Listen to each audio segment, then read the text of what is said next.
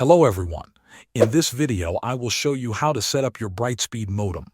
First, take your modem out of the box and place it near a power outlet and your wall connection. Make sure you have all the cables ready, including the power cord, DSL cable, or Ethernet cable, depending on your service type. Start by connecting the power. Plug the power cord into the back of the modem, then plug the other end into a wall outlet. Wait a few seconds, and you should see the lights on the modem turn on. If you are using DSL service, take the green DSL cable and connect one end to your wall jack. Then connect the other end to the green port on the back of your modem. Make sure the connection is secure on both sides. Now wait for the modem to fully start. This may take a few minutes. Watch the indicator lights. When the DSL or internet light becomes solid blue or green, it means your modem is ready.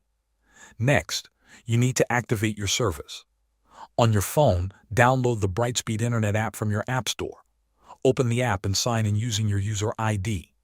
Follow the instructions shown in the app. It will guide you through the setup process step by step until your connection is fully active. Once everything is complete, your internet should be working. Thanks for watching.